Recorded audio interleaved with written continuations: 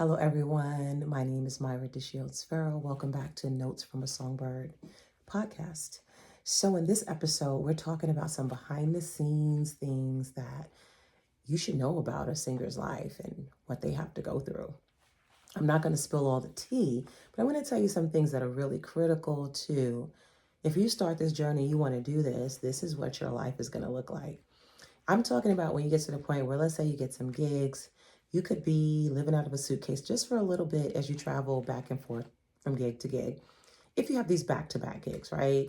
Or you could pace yourself. You could determine what gig you can do versus what gig you won't take. This is why I love the way I went through my journey, because I called the shots. I determined what I would and wouldn't do. And this is in a time where you couldn't really do anything with singing unless you had someone who was promoting you, who was doing a lot of the legwork. Well, I was doing my own legwork. I was promoting myself. I was just grassroots, getting out there, doing my thing. So I would say if you really are serious about singing, some of the things that you're going to want to really consider is, first of all, practice. As I mentioned in our last episode, practice, practice, practice. And the consistency. You have to be consistent. Um, you know, I would say the things that could have gotten my way and made me stop was the discipline. The discipline is rigorous. When I say rigorous, what does that look like? You're practicing songs. If someone says they want this song, now you got to learn that song. You got to get music. You've got to, this is before there was these platforms where they have tracks outlined for you. You would have to go in and have the track made, and just very, very difficult, right? To get songs in your key and deliver within your key. So a lot of times I found myself singing in somebody else's key, struggling, and it was very difficult. Those are the things that I could have succumbed to and just said, I'm not doing this anymore. But I just kept singing in the other person's key until I could get comfortable in that key. Well, you don't have to do that now. There's so much out there. There's so many musicians, so many people who can make that song tailor-made for you. Or if you have an instrument and you learn it, you can tailor it yourself, which is why I highly recommend musicians, right? Learning to craft that song yourself, play it yourself so that it is already in the key that you prefer and you're good to go. Those are some things, some things to think about. But preparing for gigs, how does one prepare for a gig? Well, I'll give you a real life example.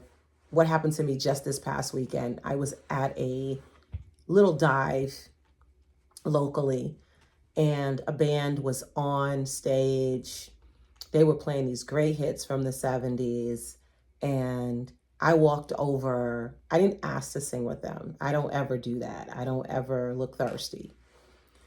And even if I did want to sing with someone, I would pull them to the side. There's a way to do certain things, but I didn't. Mine was more of a, hello, I just want to extend a compliment to the band. The band is awesome. You guys are killing it tonight. Kudos to you. I dropped some money in their little tip jar and kept it moving. But I turned back and said, well, as a singer, you have an opportunity to give them feedback. So I turned back around and I said, I want to thank you for the way you're delivering your music tonight.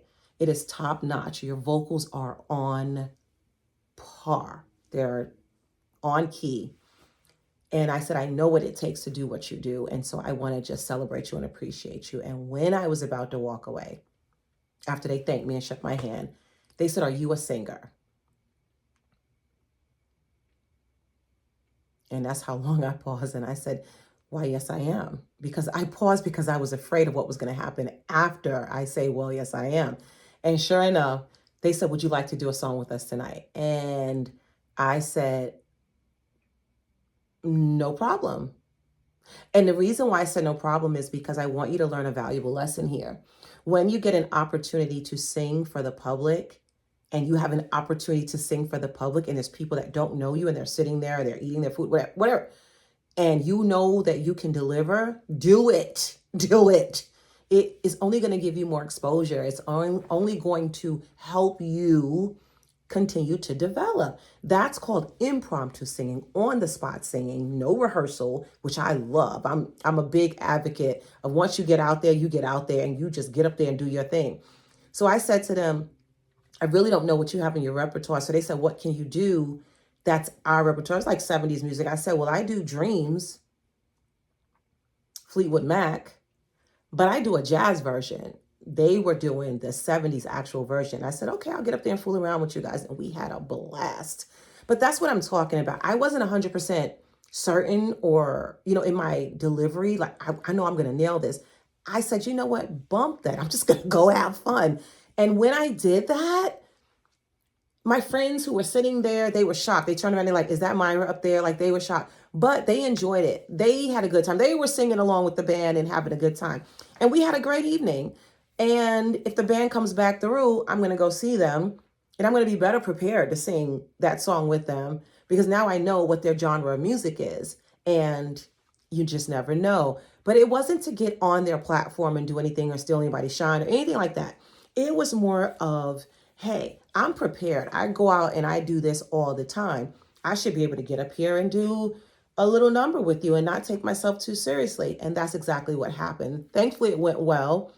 But even if I don't know the words 100%, then don't sing the words you don't know. Sing the hook and just let the band do their thing and just come in here and there. Anyway, you'll get there when you get more comfortable with bands and gigging. But anyway, you want to, that's the behind the scenes of a singer's life. Like, they literally on the spot. I saw recently where Fantasia was sitting in a restaurant and somebody was playing music and they were playing, like, they were hitting these notes and she was feeling it. And they said, we got royalty in the house. We got Fantasia. And Fantasia on the spot killed, and then went back and took her seat with her and had dinner with her husband like it wasn't nothing. That's just how it is. That's the life of a singer.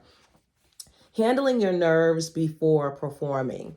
You have got to get to that point where performing almost becomes second nature. And the life of a singer is like that. They're constantly performing to the point that their nerves don't get in the way. Don't get me wrong. They're nervous.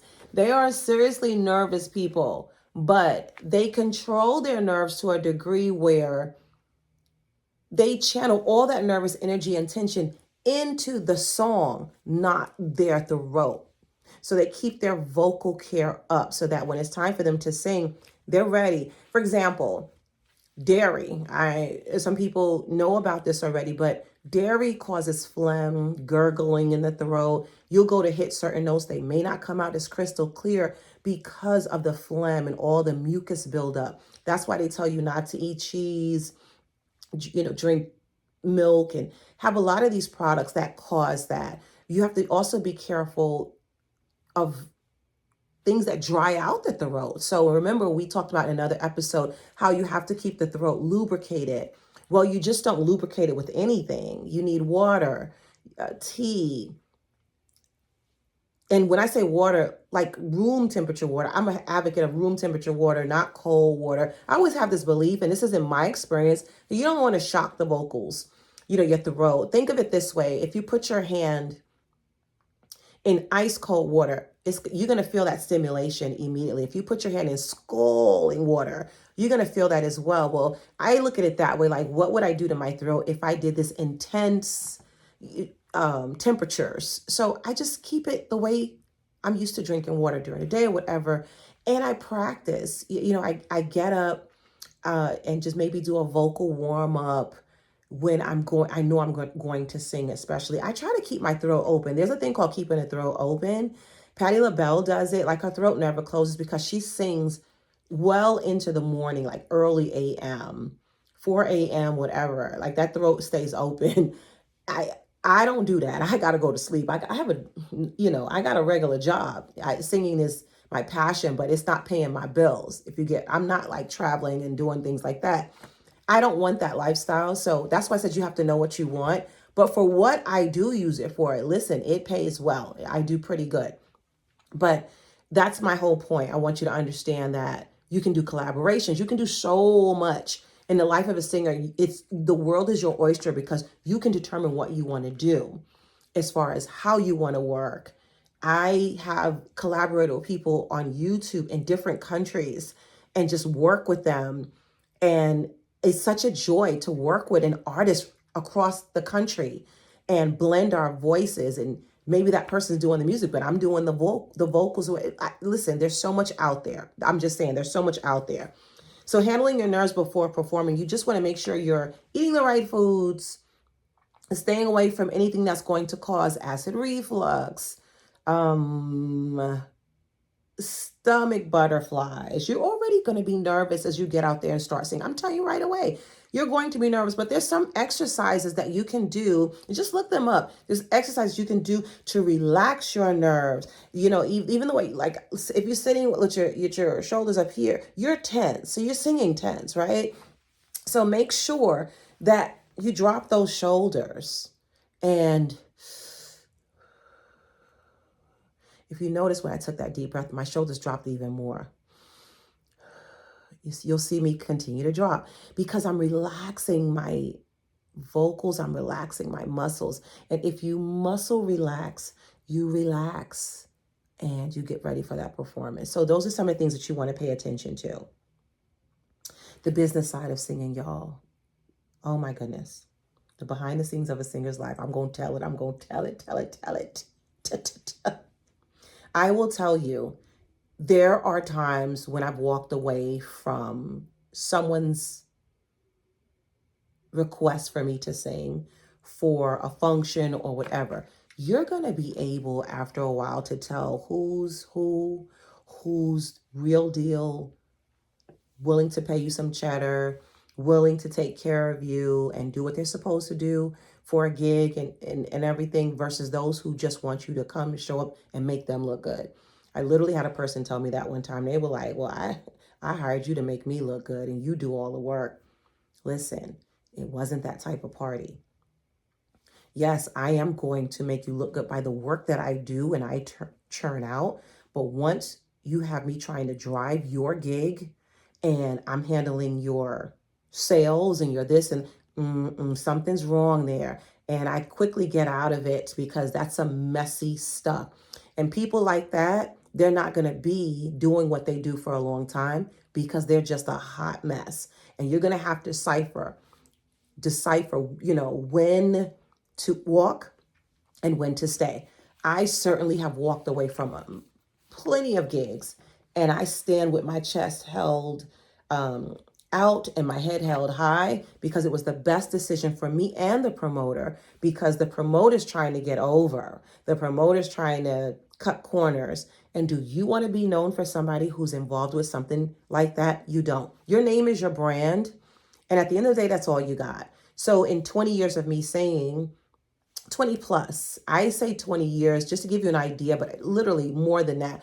But what I'm saying is I have found that you have to be able to speak up for yourself. So if you're not a vocal person, if you're not a person to be able to defend yourself, I will tell you to pause, and develop those qualities first. Develop things in that vein first before you go out and start putting yourself out there, because I'm going to tell you right now, they're going to wipe the floor with you. They're just going to do things that get over. Money matters. How they may present you for a particular gig. Like, who has a gig and on the flyer your name is spelled wrong? Stuff like that. Like they don't take the time to professionally handle the flyers and the promotions and things like that. You want to steer clear of that. That's when you get to that point. But I'm giving you behind the scenes of, certain things that happen with singers. That's why singers often get someone who's a publicist, or they have, someone who's already out there that is a manager who is vetting all of these issues so that singer just has to show up and do their thing. That's the best way to be, because you avoid all the chunk that comes with live performances, gigging, recording, whatever it is, because you have something that somebody's lobbying for you based off of a contract and so on and so forth. That's for, a lot of singers who are more advanced, who have proven themselves, consistently proven themselves, and now they're in demand. And that's why they can demand what they want for certain gigs. Should you do a gig for free? That's a question, right? So you have some singers that will do gigs for free, but usually if they did, there's something in it for them. Let me give you an example. So when I was first starting out in my journey, I would do free gigs just so people would take me seriously, see how I show up professionally. And then once they saw I was consistent, nailed my target, delivered, and people started requesting, then I can make demands and say, you know what, because of this, I believe I am ready for the following. There's ways to talk and handle business matters. But those are the things I started to do. And after a while, I didn't have to have those conversations because they were just saying, I'm going to pay you your worth because you're worth it. And that's what you want. You want to get to that point where people respect you for your brand and the way you handle yourself. So whether you're getting a manager, whatever it is that you decide to do, when you're at that point, you'll see a lot of professional singers. They have somebody at the forefront of them, and all they have to do is be responsible for their showing up, they're taking care of their body, their vocals, and making sure that they show up positively and respectfully for these events and ready.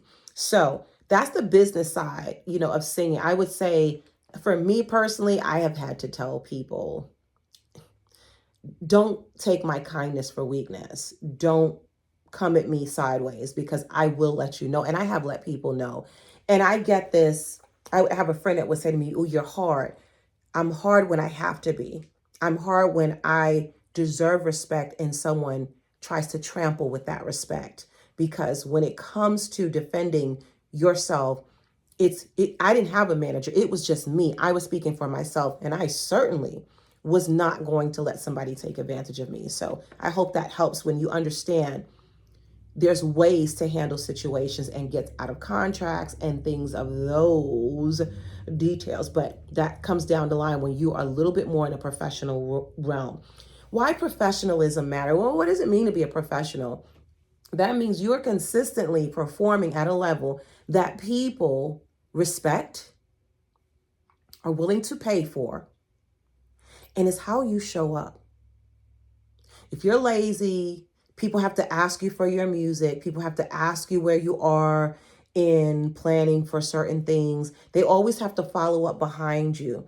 They always have to tap you on the shoulder. Hey, we're missing this and that. I'm not talking about reminders. Reminders are different. I'm talking about you consistently show up unprepared, and then you have the nerve to have an attitude when people try to check you on it. You are not a professional. I will say it once more. I look in this camera. You are not a professional, because I should not have to tell someone how to behave in the world of music. You already know. Think about this. When you go to a job, does the boss have to tell you to be on time? Does the boss have to tell you when to take lunch? Does the boss have to tell you when to use the bathroom? No, they do not. You are an adult. You know how to do those things. You know what time you should do those things. You know what time you should turn in your work. If your boss asks for A, B, C, and D, and you only give them A, B, and they keep going back and forth with you, don't they think of that in terms of a person who's either a procrastinator or they just don't want to do the job? And that leads to other conversations which can get you ousted or terminated. It's the same thing in the music world. If you don't show up and do your job, well, can anybody count on you? I know I can't. I want people to be able to count on me. I never want to leave someone holding the bag. I never want to leave someone ill-prepared, where now I start to affect their nerves and cause tension because I'm not doing what I'm supposed to do. So if you're that person, stop it. Stop it and grow up. And if you can't grow up, it's time for you to stop doing this, because all you're doing is causing anxiety. I can guarantee you there's people who don't even want to work with you, and they will tell you to your face, but then you'll get an attitude because you're getting called out. But really, they're being nice to you. They're giving you feedback. Let me say this. Behind the scenes, feedback is always a good thing, because every singer will get feedback. How well they've performed or they delivered on a specific performance and things. So get used to feedback because feedback helps. Feedback tells you what you need to do. Listen, I got feedback one time from a colleague, and I was singing this song, and they was like, Myra, I think that song is just very difficult for you. It's just not comfortable for you yet. I love the way they said it. They said it's not comfortable for you. It's not that I couldn't do the song. In the time frame that I had, I don't know if I could have delivered the way they wanted me to. So you got to be honest. And I took that feedback and I worked harder on that song and I delivered. And then songs that I didn't do well, as far as I knew I couldn't deliver no matter how hard I tried, I I gladly walked and said, you know what, you might need somebody else for this. And I may have somebody in mind for that. That's what you do. Here's the other thing behind the scenes. Oh, this is getting me real excited now. Behind the scenes of a singer's life, in this episode, we also talk about the shade, y'all. The sheer shade that happens in music. You have people who low-key study you, watch you, see how you move and shift, and they try to outdo you. They try to come up behind you to try to make you feel smaller. Or they won't give you a compliment, but they study you though. And they love what you do, but they low key about it. It's almost like you're not in their circle. You don't listen, I don't need to be in anybody's circle, and neither do you. Always at the end of the day, tell yourself, I am enough. I am enough. And if you being enough is not enough for them, then you're not for them and they're not for you. Get it? Make sure you don't get caught up in the shade of things. I've certainly been, true story, in certain arenas where people were just ripping people to shreds and I dismissed myself. I don't want to be in those arenas. I gladly take my stuff and I leave. And some people will say, well, man, but you missed out on opportunity. No, I didn't. I missed out on the shade, the negativity, the toxic environment. I missed out on all those things. And guess what? I live to see another day. I don't have time for it. Surround yourself with people who are of like mind, of positivity, and you are going to be a great performer. However, if you do get in a situation where you have to perform in front of people with the shade room, get what I'm saying? They shady McShady. Because of your practice and your discipline, you're going to stand and deliver like anything else. It doesn't hurt you any. It hurts them. It hurts them to see your greatness. You have to continue to be great, continue to move forward, and leave that stuff behind you because they're not going to help you in any way, shape, or form. A person has insecurities. They have to grow up. They will never admit it. But I tell you, that side eyeing, that checking you, a lot of times there's insecurities within a person and they can't deal with it. And you shouldn't have to deal with it for them. Don't put that in your luggage, honey. Just don't do it. All right. How do I handle stuff like that? I simply get out of it. I just make sure I get out of whatever it is that situation is. I speak up. And I very professionally handle myself enough to let people know I don't think this is the job for me. Simple as pie. You know what your reasons are. Always do it with professionalism, style, and grace. And occasionally, sometimes you got to let a person know. You know what I'm talking about anyway, but that's that. All right. Personal insight, funny things. I've literally seen behind the scenes professional singers mess up on television. I'm not going to name anybody because I'm not doing that. I ain't throwing shade. I'm just saying this for you to see that even a professional can stumble, but a professional will pick themselves back up and they will move forward. They will say, that was a learning point. That was a chance to learn something. So let me use that learning and just use that to step on a different platform and do better. Okay. Let me just tell you this. You also have to discuss how long you're willing to perform. Listen, if they tell you that you're performing for 2 hours, you better have enough material to perform for 2 hours. If they tell you that you need to perform for an hour, you better show up with all of that, get your band in order, get every practice, do what you got to do. By the way, behind the scenes, I love bands. Anyone can tell you if there's a band and they ask me to sing with them, I'm up on that stage quick. I will tell you why. A band can go so much further than a record. So, the record cuts off, but with a live band, you can manipulate, you can play, you can speed up, you can slow down, you can change tempo, pace, you can change anything you want. And if that band is seasoned enough, they will follow that singer. And some bands don't like working with singers because of that reason, because if you're a seasoned singer, you can lead that band, girl, somewhere everywhere. But some bands like that because they like a challenge. So you just got to figure out and practice with that band enough to know, hey, is it okay I do this?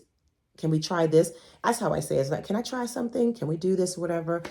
And a lot of times they want it because they love the creativity. Not only that, the band could be playing that song for so many years and have played it the same way. They might want something fresh. So I say, if you're out there, you can get out there and play with the band, but I'm just telling you, there's some singers that don't even know how to do that.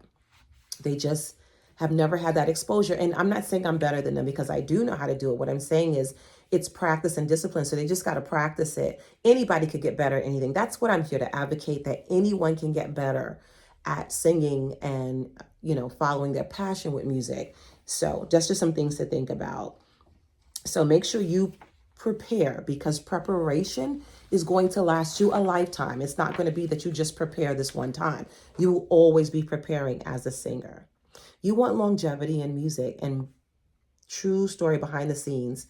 Singers who are singers, been singing for years, it's because they have longevity in music. They study their craft, they keep at it, and that's what makes them a great singer, and that's what makes them a real life performer. Okay. And it builds their authority, and that's what makes them a professional. Now, treat your gift like it's a responsibility, because singers who are singers that are professional singers, they treat it that way. They treat it like they going to work, honey. They going to get their coin. They balance life, work, their music, and your passion, just like theirs, has to grow into a purpose and who you are as a brand. So don't try to be like those that are out there. Don't try to compete with somebody who's out there. Be your unique self and just bring that to the table. And when you do that, people will want to work with you. So I worked with a wonderful professional singer, Philip Ingram, a few months ago. We sang together. We were unrehearsed. And many of you know Philip Ingram from, I'm going way back to the group Switch. My brother brought me up listening to that music. He was the one to first hand me, an album, or just let me listen to some of the tracks, and I fell in love. And then later on, I ended up meeting Philip Ingram. This is James Ingram's brother. And I had found that he does so much more than that. Now, I'm not here to promote him. What I'm saying is, because of his professionalism, he and I were able to entertain a crowd of people without any rehearsal together. We just literally took the stage for the first time, got up there and performed, and we had such a blast. We had so much fun. But because he's a professional, because he didn't come in holier than thou, he didn't come in with that pedigree, like head up here, like, oh, you small fry. He never came that way. You always want to be gracious and a professional and be welcoming. I've worked with some other professional artists, musicians, and that has been my experience. The humility is so key. So behind the scenes, you want to be very humble. You want to be somebody that people want to work with and invite back. You don't want to be difficult to work with, because then your chances of getting hired and work are slim to none. I don't care how well you sing. If you're difficult, nobody wants to be around you. Nobody wants to work with you. And they will find excuses. They will, if they can't directly tell you no, they will truly go behind the scenes and cancel gigs. And now you're in trouble, because now you're not working and that's your bread and butter. I hope you enjoyed this episode of Behind the Scenes of a Singer. And I hope that it is your dream and hope to one day get to this point. And please like, subscribe, and share. I hope to bring you together on the next episode and share some more gems from 20 years of singing and share with you some personal stories as well of things that went right and things that went wrong, but how I learned from it.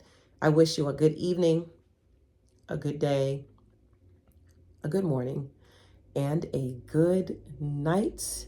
Thank you for tuning in to Notes from a Songbird podcast with Myra DeShields Farrell. Yours truly. Bye.